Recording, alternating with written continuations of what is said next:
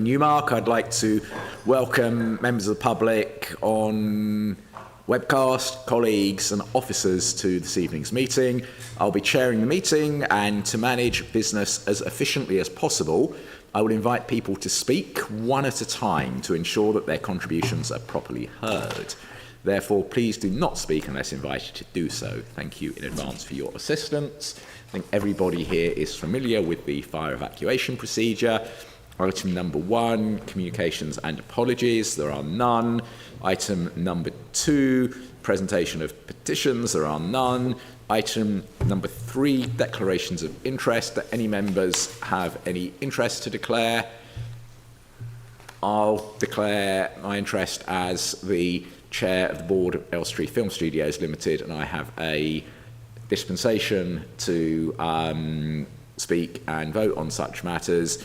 But in any case, the report in front of us today regarding Elstree Studios is dealing purely with a matter that is the council's responsibility as landlord for the site. Thank you, Chair. I'm not sure if I will be speaking at the meeting this evening, but just in case, I should declare that I'm also a council-appointed director of Elstree Film Studios. Councillor Cohen. I know she's not a member of the committee, but on behalf of Councillor Sullivan, it's her wedding anniversary, so she said she's giving her apologies, and I'm in her stead tonight.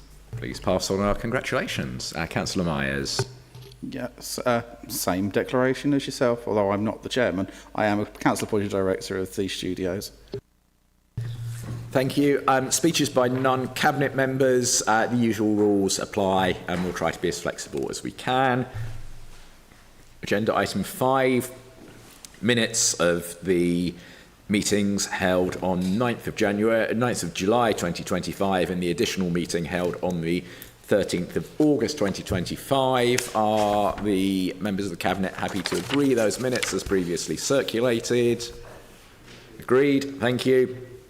Agenda item 6, recommendations from scrutiny committees. There are none this evening, so we'll move straight on to our key decisions. Agenda item 7.1 is the report on updated community infrastructure levy spending process and guidance for applicants. This report sets up the updated seal spending process and the detailed documents that applicants will use. And I will pass to Councillor Oakley, who will take us through this, please.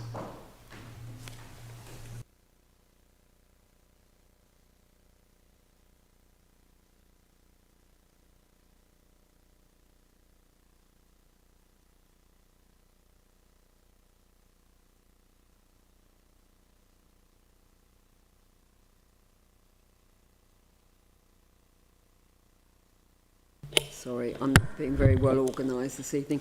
As colleagues know, it was my intention to streamline the Community Infrastructure Levy Fund and make community bids much more accessible and easily understood for community groups. So what we have here is the kind of the last stage in the process. So you will know that at the outset, we decided that we would have bids open year-round rather than restricting them to specific time periods, which have been the practice in the past. The other thing that we changed was to make match funding mandatory, because in fact that restricted an awful lot of community groups from actually applying for funds, because they would have had no hope of being able to fundraise sufficient funds for the bid that they would have liked to have submitted. Now, the SIL process is quite complicated. If we're giving funds to community groups, we have to make sure that the bids are stringent. We need to make sure that we assess them properly. So there's quite a lot of confusion on how to make a bid, how to do it successfully, and perhaps more importantly, whether the application is strategic SIL funding or whether it's neighbourhood funding. So I asked officers to actually take apart all the application forms and the guidance and the criteria for approving SIL bids and to streamline them and to make them a lot more user-friendly. So what you actually see in the appendices with the report is that we have split out strategic SIL from neighbourhood SIL. We have rewritten the guidance. We have produced new bid forms, and we have also prepared the scoring criteria so that applicants can actually see what it is the bid will be assessed on, and so that we can give the best possible guidance for those that are actually applying for SIL funds. So we will hopefully be able to recommend to Council that they actually adopt the new approach to doing this. But I'm happy to take questions on our new approach.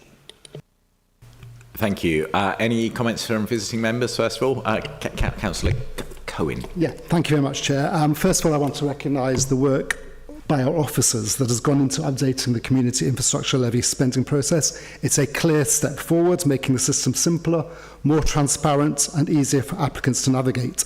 I particularly welcome that this report has been through the Policy Review Scrutiny Committee, where cross-party inputs, such as clarifying the difference between strategic and neighbourhood SIL and setting clearer expectations on match funding, has been incorporated. It's exactly how we should be shaping policy through scrutiny and collaboration. However, I also want to emphasise the importance of what happens after funding is awarded. These are significant public funds, and while the application process is now well structured, residents also need confidence that projects are delivered as promised. Strong monitoring and governance are essential. Clear milestones, regular updates and proper accountability if projects are delayed or fail to deliver value, and the costings and the way community benefits are monitored. I welcome the use of Modern Gov to publish SILIP agendas and reports, but I'd also like to see that same transparency applied through each project's life cycle so communities can see the impact of these investments. In short, this is a positive step forward that deserves our support, but let's match our strong application process with equally strong monitoring and oversight to ensure that every pound of SIL achieves its purpose. Thank you. Thank you, Councillor Cohen. Councillor Clapper. Thank you very much, Chair. Councillor Oakley, thank you very much. I am supportive of the changes that you've made with regards to all round the year bids. I think that's going to be really helpful for people to not have to stick to those specific timelines, and also the match funding. I suppose my only question is, you made it an easier process for community groups to apply, but when you have all of these different projects coming in, and some of them are very big and some of them are very small, as it's community infrastructure levy, I wonder if there would ever be considered a mechanism that you could put in place where members of the community would be able to not necessarily be decision makers, but participate somewhat in what they were looking for as a community, what they think would benefit them, and that could go towards the weighting of some of these decisions. I don't know how that would work. I'm just wondering out loud how you could get the community involved in things that would directly benefit them. Thank you. Thanks. Councillor Oakley, do you want to come back on those points before I open this up? Yes, first of all, Councillor Cohen, yes, monitoring is a very important part of the process. Obviously, the more complicated the bid is, and in fact the higher the financial aspects are, then the more stringent the monitoring actually has to be. We've had a couple of very large ones in the last year, and yes, and quite often there will be stages. And so funds might be released in stages, and clearly in order to do that there's an expectation that whatever it is we expect it to be delivered in that time frame in order to get those funds will have to be achieved. If your question also extends to the should we be putting that on the website, I'll need to look, I think, at what form the monitoring process takes and how we can actually use that, and what kind of needs confidentiality and what doesn't, but we can certainly take that away and have a look at it. Councillor Clapper, that's an interesting thought, community involvement. Not quite sure how it might work, but a few ideas are going round in my mind. I'll certainly think about it, certainly talk to officers about it and see what we can potentially come up with. Thank you, and also to take this opportunity to thank you, Councillor Oakley, because whilst we've rightly and properly thanked officers for all of their work, I know that you have been particularly hands-on with this process at every level, and the level of care and attention that's been paid to it shines through. And I think that this really does move us from a scenario in which SIL as a very large pot was being amassed but not spent, in the ever ongoing anticipation of the really big infrastructure projects that never actually seemed to come forward. And I think that with the onset of local government reorganisation and so on, we really do feel a renewed imperative to use this money to deliver actual pieces of community level infrastructure around the borough rather than have it absorbed into the budgets of a new unitary authority. Members, any comments or questions? Councillor Gray. Thank you, Chair. I just want to say I'm really pleased to see this report in front of us today and the methodology that's been used to open up the SIL panel to allow us to do what we can out and about in our community. I agree with Councillor Clapper, it's a very good idea, but I think we need to take this step by step. We actually have a process now that actually works, that doesn't allow us to lock the way of money and build up in excess of £20 million worth of SIL that hasn't been spent for years. So I'm keen to see this bedded in, and I think, yes, I would certainly welcome a conversation on how we can explore bringing the community in, but I think we need to give this a trial period just to make sure that this works first. Thank you.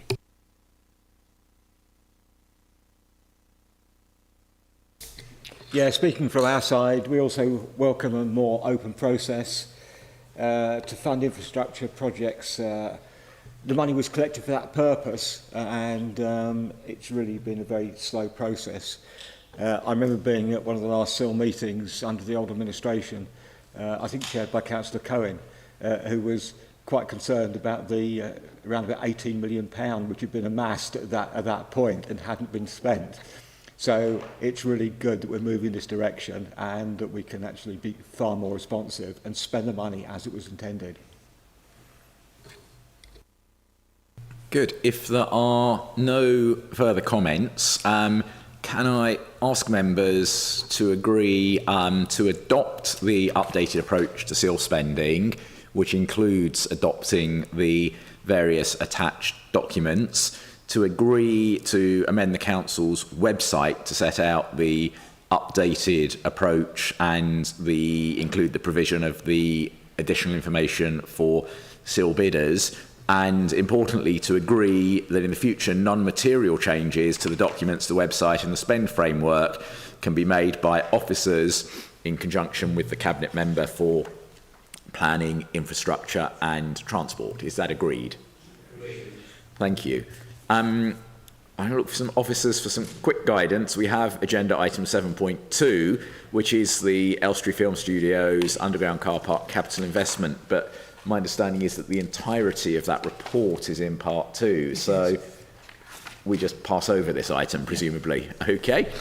Agenda item 7.3 is the disposal Chair, of the... Can I just make a point, because you have said it's in part 2, as you are aware, because I made it clear, I did write to Democratic Services because our leader wasn't going to be at today's meeting and I am the deputy, and I was told I wouldn't be allowed to stay in part 2 and have had no access to these part 2 papers. So can I suggest maybe, if you're willing to, that I have 5 minutes at the end of the meeting before part 2, or I'm not sure there's any point in any opposition member attending.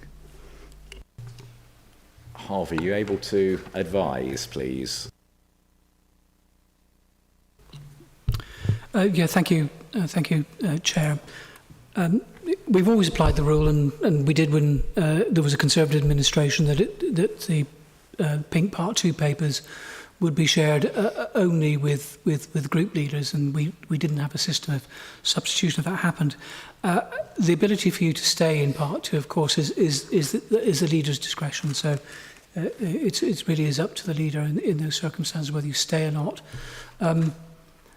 Normally, I'd say to you, because you haven't seen the report, would that in fact enable you to constructively challenge and question the report you're receiving? I would say on the basis of this report, providing you get a full report on it, you probably will. The only reason it's in Part 2 is there is a small amount of commercially sensitive information. That's all. The rest of it is principle. Were it not for that, and only because this has come up as a matter of urgency, were it not for that, it would have had the usual Part 2 report with nearly all the information in the public domain, and another report containing only the private information that wasn't available in the circumstances. So, Leader, if you're happy for Councillor Cohen to stay, I think he can. Yes, I'm happy for Councillor Cohen to stay, also on the basis that in any case this is a report that will go forward to full council next week. Good, so let's move on to 7.3, disposal of the site at Dove Lane. This is a report seeking Cabinet's approval to dispose of a parcel of land that we own in Potters Bar for residential use, subject to the purchaser obtaining planning permission and some terms that are outlined in the Part 2 section of the report. This one sort of falls jointly under my Cabinet portfolio for asset management and Councillor Shenton's portfolio wearing his finance hat. Councillor Shenton, do you want to go first? Or? Yes.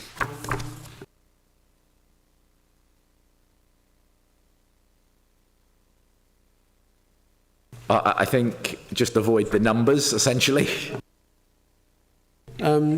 Yes, this proposal is for a piece of land, Dove Lane in Potters Bar, which was in the draft local plan in 2021, which Councillor Cohen will be very familiar with, no doubt, and is in the draft local plan that was initially put together by this administration. A piece of land next to the motorway and the hospital in Potters Bar, and the proposal is to sell that piece of land for development. The numbers and the details obviously will go into in Part 2. It's bounded by a motorway and other housing. It has always been in the council's intention to be part of our plans. So I recommend that we approve this proposal. Thank you. And I'll just briefly add to that we obviously made a commitment to sweat our asset portfolio to achieve the optimal set of benefits from everything we own. And we will achieve that in different ways from different assets. In this case, a disposal gives us a kind of quadruple whammy. It will deliver capital funding. It will support the all-important imperative of housing delivery to help us meet central government housing targets. It will critically provide a number of new affordable housing units. Apologies, I am losing my voice here. And it will also increase our future revenue streams with additional council tax income. So it's a win-win, win-win scenario. Comments from Councillor Cohen? Yeah, thank you very much. Thank you, Chair. The proposals to dispose of Dove Lane is a significant decision, and I know one which concerns many residents of Potters Bar. This is council-owned land, it's a public asset, and a straight sale is a permanent step that must be fully justified to members and our residents. The report notes that other options have been considered, but only in brief. I would welcome greater clarity for our residents about why disposal is preferred over approaches like retaining the land, pursuing a joint venture, or delivering housing ourselves. It's not clear or detailed enough in the report. Once this land is sold, our influence over the type of housing, the affordability and the wider community benefits is greatly reduced, which raises a question. How do we ensure this site will forever deliver what the community needs if we no longer hold control? This is exactly the kind of decision where transparency matters. Residents in Potters Bar and across Hertsmere should be given a clear explanation of why this sale is the right option, what is planned exactly for the site, and how the proceeds will be reinvested for their benefit in Potters Bar. Chair, while I recognise the work that has gone into this report, I'd like to see a stronger commitment to clear communication to our residents, more detail on the alternatives considered, and assurances that community priorities remain central to the future of this land. Thank you. Yeah, look, I'll respond to that.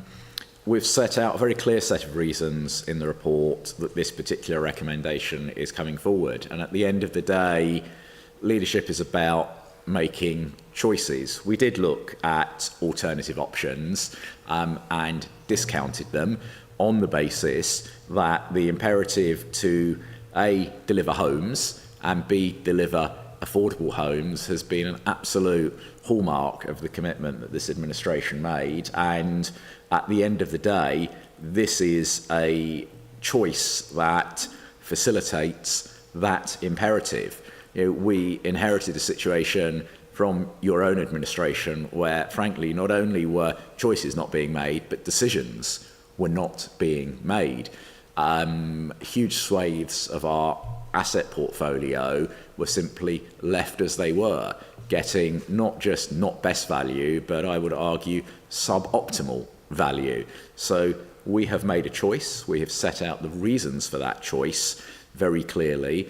As a consequence, the council will receive a significant capital receipt. Local people will receive more affordable housing, and our housing numbers and 5-year delivery supply, 5-year delivery pipeline, which we know are critical to our flexibility to be able to reject planning applications in Greenbelt and such like, will be enhanced as a consequence of this decision. So yes, it's a choice. At the end of the day, we could spend vast amounts of time and energy looking at every possible alternative option. We're satisfied that the options appraisal was carried out by officers, and we're taking a decision based on that. Councillor Gray. Yeah, thank you, Chair, and thank you for this. I will be supporting this recommendation this evening. One of the core things that's really important to me, though, and I want it kind of in the minutes, is a minimum of 50% affordable on that site. I think it's a really strong case that there's very few affordable homes in Potters Bar. Potters Bar is a very expensive area to live in. We're seeing the proliferation of HMOs, and that is becoming an issue in the areas that I represent. And the only way we're going to be able to even tackle that is by providing families with good quality affordable homes that they can move into. And getting 50 or 60 on this site of affordable homes is a win-win as far as I can see. Thank you, Councillor Gray. I'd also point out that we're currently dealing with the consequences of one of the registered providers effectively disposing of significant numbers of affordable or social homes in Potters Bar. So whilst I think this will still, at least year by year, provide us with net gain, it will also play an important role in addressing that particular deficit. Councillor Giorgio. I just wanted to also reiterate that the need for housing in Potters Bar is acute, and that there is a very small housing land supply in Hertsmere, all across Hertsmere, and so being able to provide us a site where we are able to try and meet some of that need, I think is really important. I do take into consideration the point made about would we potentially develop this site ourselves, although I appreciate that the ability for us to develop multiple sites at the same time is limited. We aren't able to necessarily develop sites at the speed that we would like to in order to deliver the affordable housing that our residents so desperately need. I do think that by doing this, it's going to give us the best value from this site and allow us to try and deliver some of that housing, which takes around 2 or 3 years by the time you've taken something to get planning approval before you're actually going to see the benefits of that housing delivered. And so if this land was to sit there and not be developed for another 2 years because it sat on the council's books and not had any application to try and get something to happen to the land, it could see that it would take another 5 or 6 years potentially that you'd even start to see any development on that site. So it's about making sure that we develop housing at speed, because there is such an acute need now, and not have land that sits there for another 20 years and untouched. Thank you. Thank you. Councillor Matthews. Yeah, thank you, Leader. I also welcome the opportunity to produce more affordable housing. All I would say is that what I'd like to see is that we try hard to shift the balance to get a better percentage of social housing rather than straightforward affordable, which often isn't affordable to the people in most need. Thanks.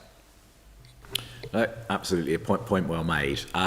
So if there are no further comments, I'd like to ask Cabinet to approve the sale of the land identified in the Appendix A for residential development, of which 50% will be affordable, and the sale will be subject to appropriate planning consent and the financial terms outlined in the Part 2 document that we will discuss later.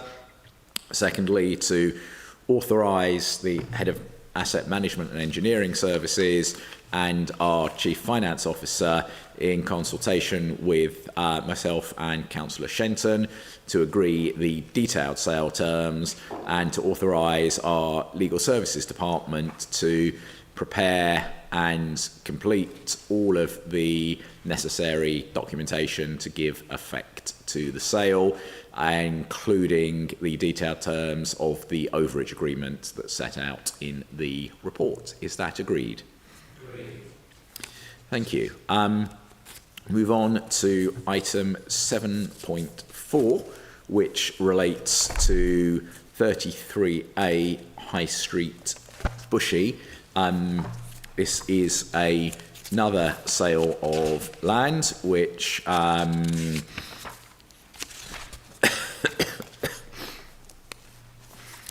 excuse me, which, mainly because of my voice rapidly failing on me, I'm going to ask Andrew Don, our Head of Asset Management, to outline, please. Thank you very much. Good evening, everybody. So this is the disposal of a shop in Bushy, 33A High Street. It's in a very poor condition. We have spent numerous months looking at alternate options for this, including an original plan to develop a small flat or 2 flats in the upper parts, which we had hoped we could sell off to pay for the refurbishment of the shop and then rent the shop and retain the revenue. But the financial case just was not there. It was going to lose money.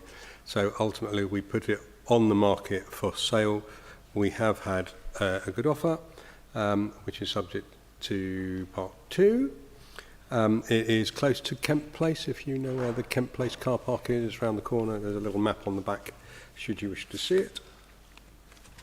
And I know, Councillor Oakley, you asked me about the use. Can I talk about it as Part 1? Can I talk about the use that it might be put to? So the use is likely to be a Korean or Vietnamese restaurant, if they can get planning consent. Alternatively, it will be a nail bar.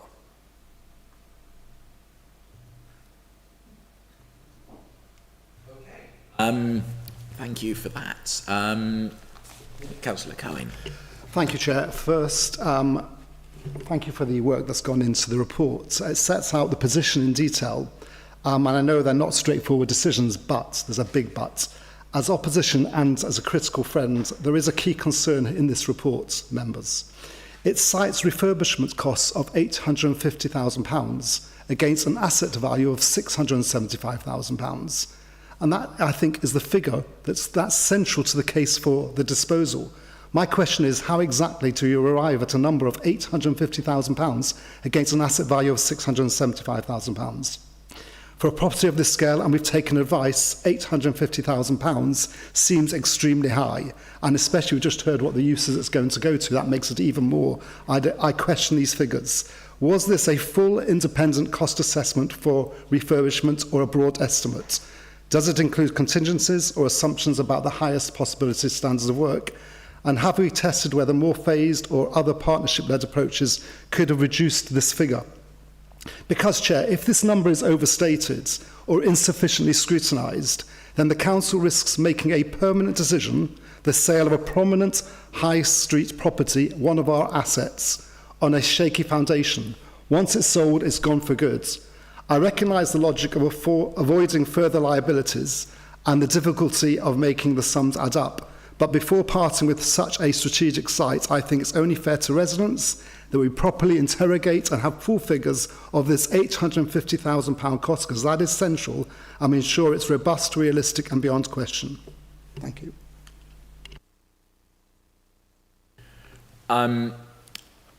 Whilst it's certainly not usual practice to come to a Cabinet meeting and challenge financial data that has been presented in an official report by officers when that could have been done after publication of the papers, on this occasion I will allow the question and ask Andrew if he is able to help us with the response. Yes, I can. And Councillor Cohn, I wonder if you may be confusing an original plan as opposed to the proposed plan. So the £850,000 was put out to an external party to check the values on, the cost on, but that was to, as I mentioned earlier, to convert the upstairs to a residential flat and then do a major refurbishment of the ground floor and basement to a retail unit we were planning to rent out. And the total cost of that came in at £850,000. We too thought it was expensive. We've challenged it, but that seemed to be the figure that our advisors told us was correct. We couldn't sell the flats for more than about £375. So when you add the value of the income at £30,000 a year, as you can see, we anticipated the end asset value was £675,000. The proposal is a straight sale, and obviously the numbers are not stated there. Thank you. And I would add that when decisions, particularly around acquisitions and disposals, are concerned, it's always the case that we seek independent valuations.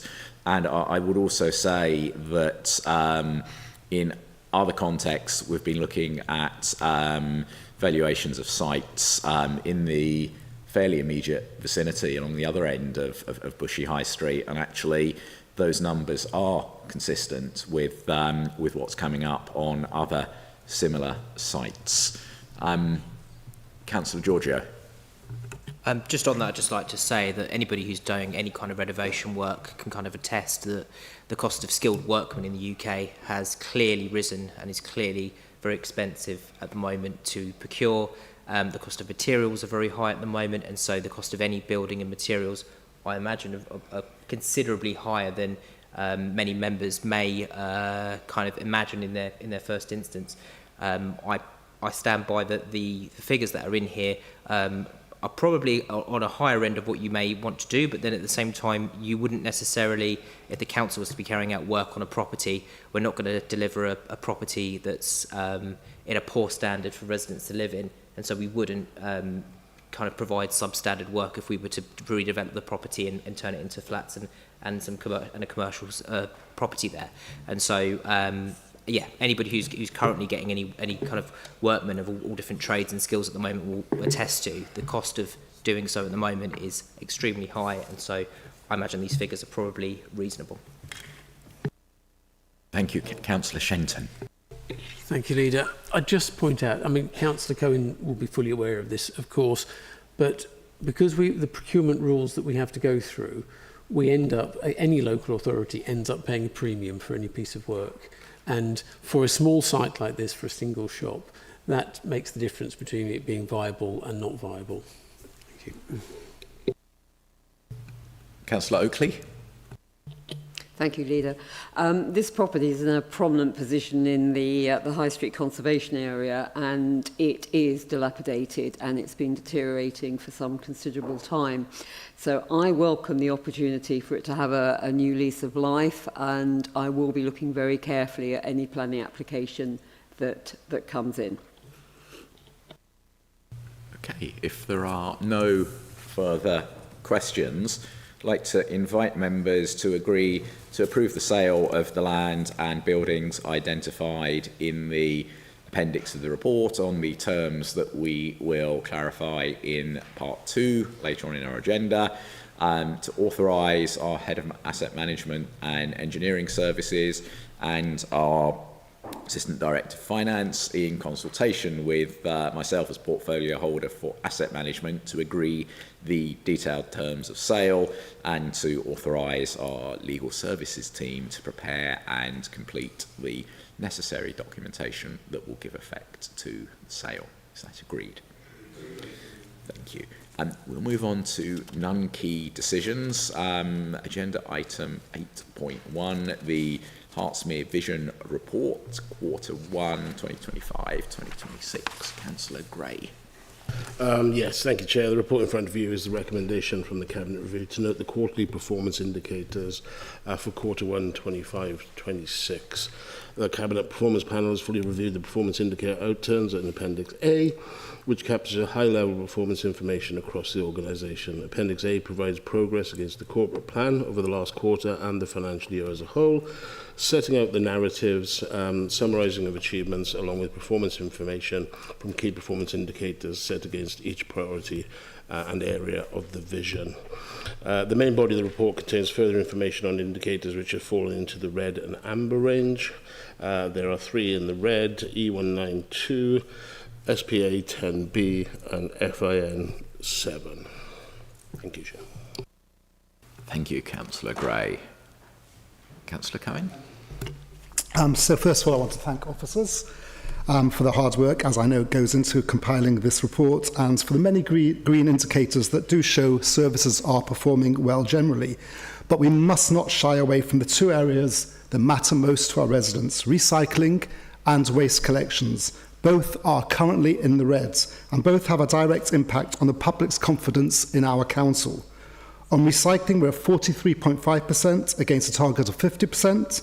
At a time when national policy environmental responsibility demands that we all do more, falling behind sends the wrong message. Residents want to recycle, but they need a reliable system that makes it easy, consistent and transparent. Which leads on to missed waste collections. The figures are stark: 235 per 100,000 against a target of just 60.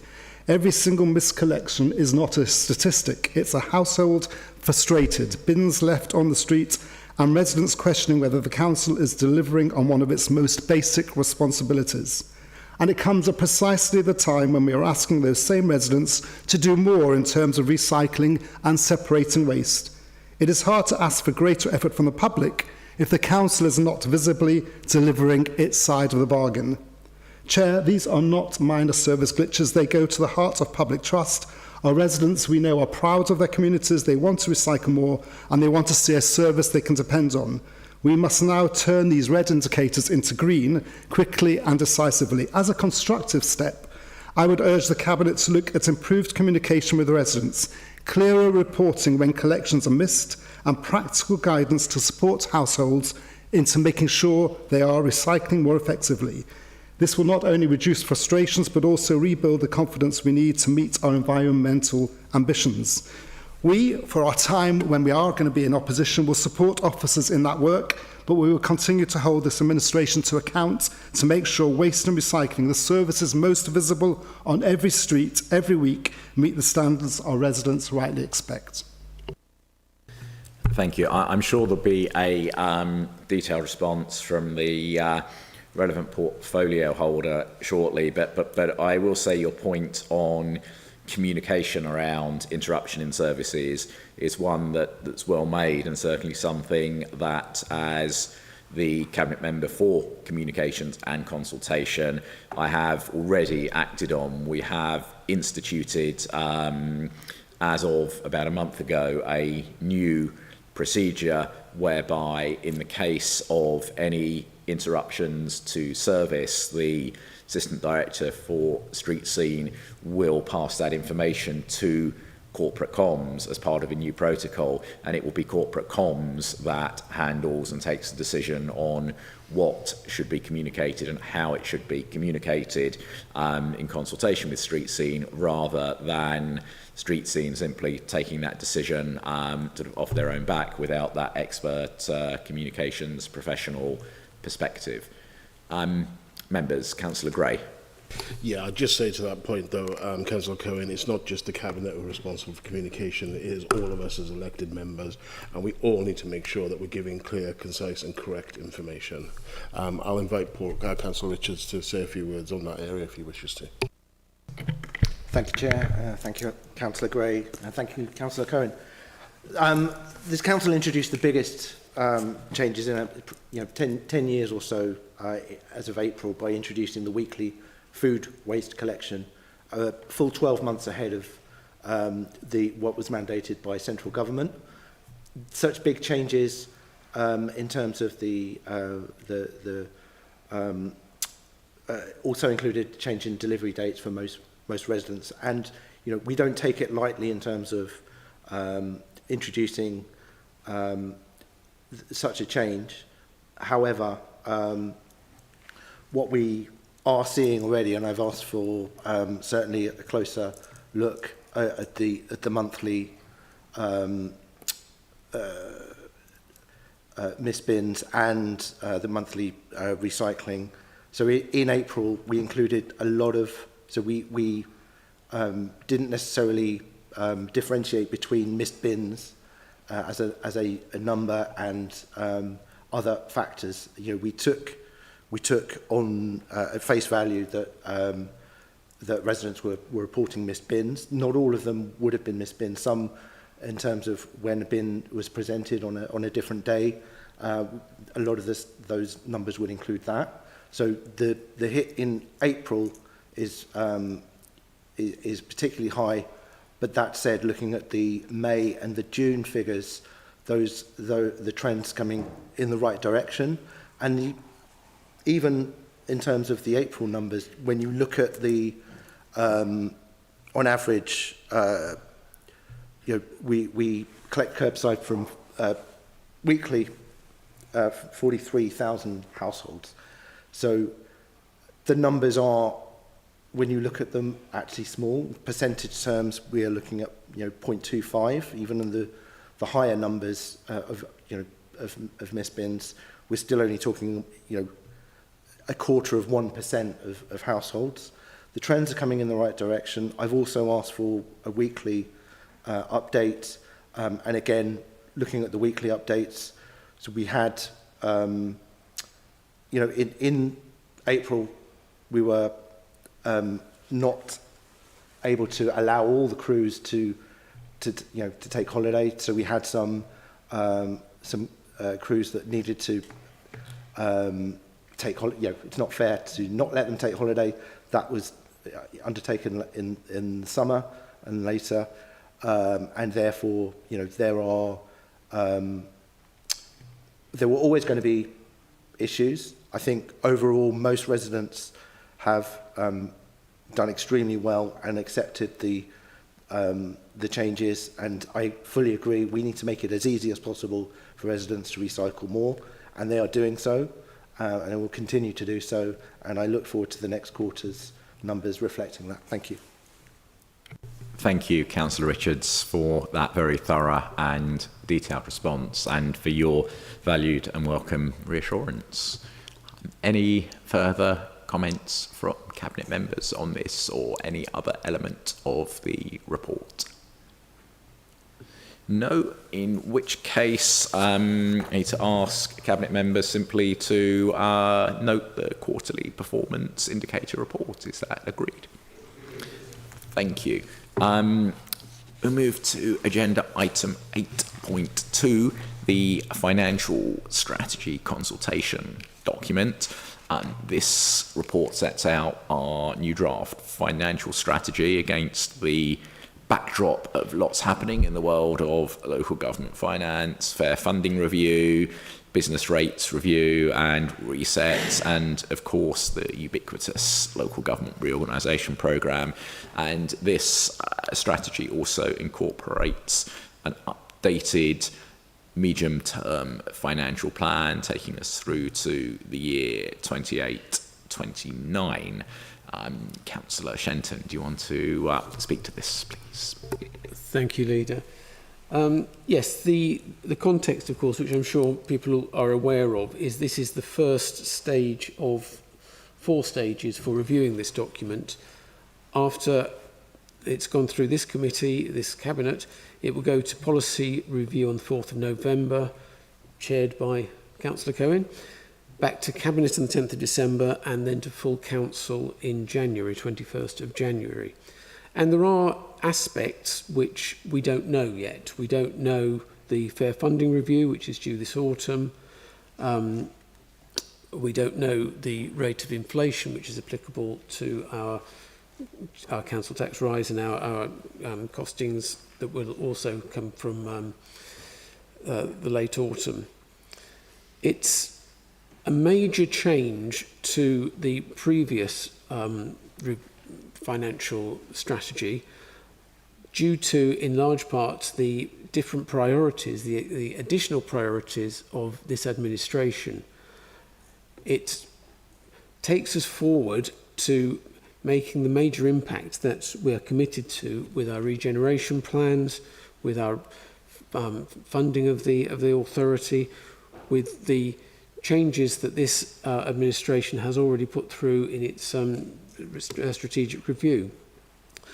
I won't go into the great detail because, as I say, it will go to the policy review and then come back to this cabinet, this meeting. Suffice to say that it is an important document. It is a major change, major revision of the previous versions, and well worth reading. Thank you. Thank you, Councillor Cohen. Well, as Councillor Shenton said, this is just the first draft. It's coming to our committee, Policy Review Scrutiny Committee, where I know it will be scrutinised in detail and then recommendations made to yourself and officers and Cabinet for further enhancements. So we'll wait till then. Thank you. Members, I've got one question on this for Councillor Shenton. The funding gap that's identified in the medium-term financial strategy of around 800k over a 4-year period, I think I'm right in saying extends to the first year, if things run to schedule, of the new unitary authority, the first full year when it comes out of shadow stage. Does that mean that that element of the funding gap effectively becomes their problem? It's we still live here, so it's still our problem. The long-term forecasts on these proposals, medium-term financial plan, always looks worse than it ends up being because income changes and policies that we implement to bring it down will happen before that. The medium-term financial plan, I believe, is significantly better than it was this time last year. So, no, we will hand over to whichever authority succeeds us, probably the best run, the most stable, financially stable authority in the new unitary. Thank you. If there are no... Councillor Georgia. Thank you. In the report, it does mention staff pay, recruitment and retention, and it does mention the difficulty in certain areas such as professional services and planning and areas such as retaining waste crews. As you mentioned, we await to see what the kind of grants we'll be getting and the full amounts we'll be getting, and so we'll be continuing reviewing this. But at the same time, I ask that we consider that we continue to review the staff pay and recruitment policy, because that if we have the the ability to make sure that we're keeping up with other local authorities in terms of our pay. We'll be able to make sure that we're filling those services in terms of making sure we have the members for things like waste crews, and we're not going to be overly reliant on agency staff. And so I appreciate the words that have been said around, we will continue to review this document in light of some of the funding sources that we're receiving. Thank you. And I'm sure, Councillor Giorgio, that you'll give those issues appropriate attention in your capacity as Vice Chair of the Personnel Committee. Thank you. If there are no further comments, can I ask members to recommend the draft strategy to Policy Review Committee as part of the consultation process, to note the proposed timetable for adoption running through to full council in January, and to note that the appendices 2 and 3, including covering the medium-term financial plan and capital strategy, will continue to be updated and approved on an annual basis at our budget setting meeting. Thank you. Agenda item 9, any other business that the Chair considers urgent? There is none. Agenda item 10, the date of the next meeting is scheduled for 16th of October 2025 at 6 p.m. Agenda item 11, exclusion of the public. Can I ask members to confirm that they're happy to go into closed session for